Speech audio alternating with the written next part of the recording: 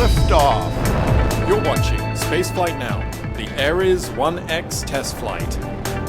All right, it's now 7 a.m. Eastern Time, which is 1100 Zulu, and so what time is that in the Czech Republic? I think we'll have to Czech Republic because they're watching.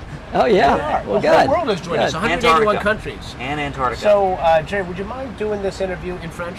Just yeah, just he'll ask the questions in German. Yeah, well, we have simultaneous translation. Right. This is Gerry Griffin, who's sitting down with us, and if you're a space person, you know the name. If you're not, thank you for watching us. We appreciate that because.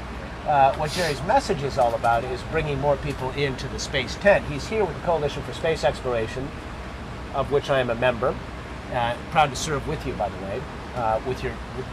Really the genius behind it all is your daughter. Oh yeah, I'm very aware of that. She is. Wow. Yeah. She's marketing guru. There she is over there. There she is. We had her on. Did you see the segment when I she did. came on? I saw it. She brought the old pictures. Yes, she did. That's Gwen Griffin. Yeah. Griffin Communications, and she orchestrates a lot of what the coalition does. But just a couple words about Jerry. You were the flight director for Apollo Soyuz. Was that one of the? No, actually. Remind me of the quick. Okay, resume. well, I for all of the Apollo lunar landing missions. Right. All of the Apollo manned missions. I'm reminded, we had some lightning strikes here last night. Yeah, and tell us about that story. Apollo 12, yeah, we actually launched and got hit by lightning. Was it induced or was it hit? We actually think we induced it. Yeah. Because triggered lightning. Triggered. Right?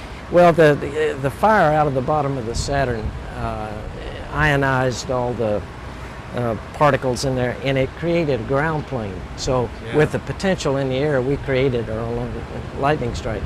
But you may recall on the way uphill, we lost everything in the cockpit. And Conrad, he was about to pull. He was right on the edge. He was on the edge, and I was on the edge of about to call an abort, which it never had been done. It was my first time as a lead. How old were you then?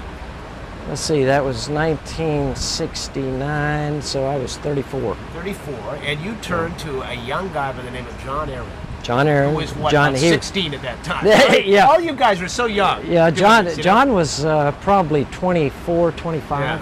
And he knew this thing cold, didn't he? He did, and the funny thing about it, he had seen a test at the Cape, a ground test, where it looked very similar to him. We lost all of our data in the control center. It wasn't a sim then; it was an actual. It was a ground test, and it was just he was watching, and he noticed the guys at the Cape said, "Oh, we've lost our signal conditioning equipment. Let's go to auxiliary." So he turns to me and he says, "Flight," he says, "have him go SCE to aux, signal conditioning equipment to auxiliary." None of us had ever heard of that switch. This is a funny story. This is a funny story. So John says SCE to aux. And I said, "What?" And he said SCE to aux. So I turned to Jerry Carr, who was the Capcom, and I said, "Capcom, tell him go SCE to aux." There was no time to ask John Aaron at that point. What is no, what are you talking about? How do you know? Yeah. You had to trust you know your what guys, Carr right? said? What? What'd you say? So I said SCE to aux. And all this is happening in the span of about 6 seconds. Oh, just right? listen, really quick. Yeah. So Jerry gets on the horn and then he calls Conrad and said, "Apollo 12, go SCE to aux." There was a slight delay. Conrad said, "What?" And finally, about that time, John Aaron said, "Signal conditioning equipment to auxiliary." Oh, and the acronym. Jerry sent that up to the crew, and Al Bean knew where that switch was. It was in a maze of, with just hundreds of switches. When he threw the switch, we got all our data back. So the combination of John Aaron having, by happenstance, see that in a test. Right. And then Al Bean knowing his panel with who knows how many switches were on that Apollo. Hundreds. Yeah, I mean, if he didn't know where that was, it wouldn't have been time. He knew where it was, and he found it and clicked Everything. it. And the neat thing about that story is you learn from your mistakes. We didn't realize we could trigger lightning. And right after that, we got here at the Cape field mill measurements so we could actually measure the potential in the air. And we learned a valuable lesson, but we got by without hurting anybody in doing it. And All right, I've always wanted to ask this question, though. Richard Nixon was here for that flight. Right. He wasn't there for Apollo 11. right. Do you think, in retrospect, there was a little bit of extra pressure? No. No. Okay. And the reason I know that, Walt Yeah. Caprian was the launch director. It was his first time to do a launch, and I was the first time to do a flight rate. And Walt and I compared notes a lot. And no, there was no pressure. We did, in fact, tell you the truth, how focused we were. I didn't even know Nixon was here.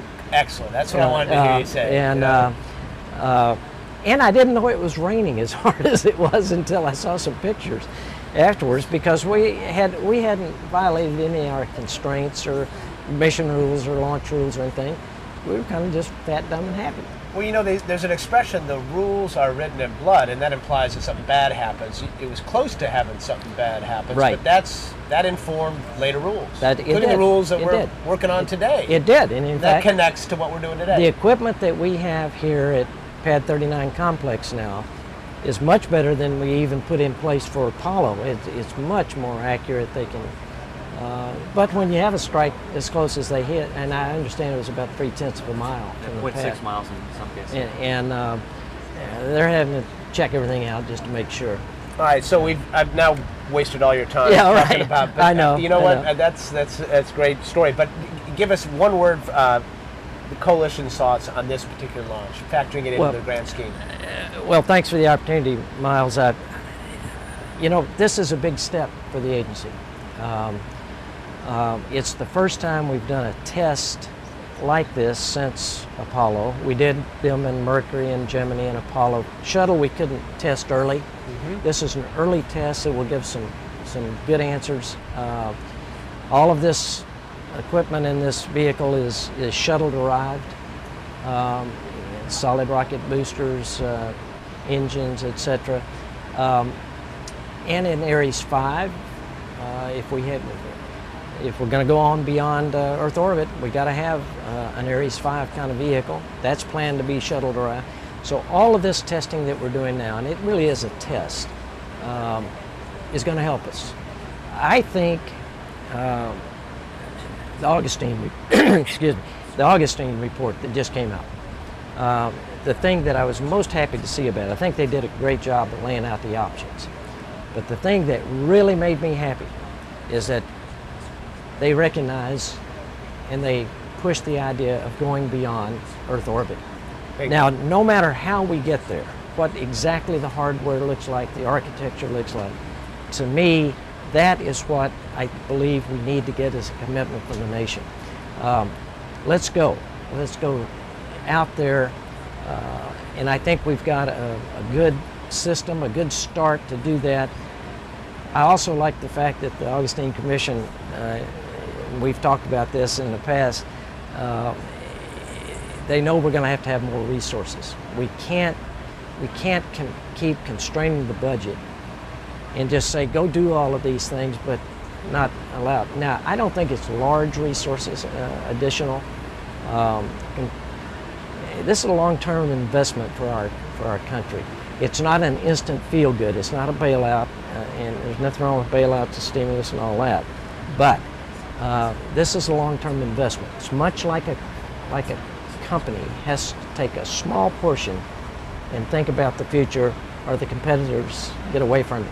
And to me, that's the message. The coalition, as you know, we're not trying to preach a configuration or a specific set of hardware, but let's commit to go beyond Earth orbit and explore. Flight is go. Flight is go. Gerry Griffin, thank you very much for dropping by and telling us some good stories and giving us a little bit of inspiration. And just so you know, his secret is no processed sugar, right? No processed sugar. So you look like $1 million. And sometimes $1 million. sometimes. Well, you're doing something right. Yeah, but I'm 16. Yeah, you right. look good, man. Anyway. I'm 5. Anyhow, no, it's good to see you. Well, good to see you again, Stay well and take care. right, Jerry, David, appreciate it coming on. you bet. Okay, see you guys. All right, back to NASA for a bit.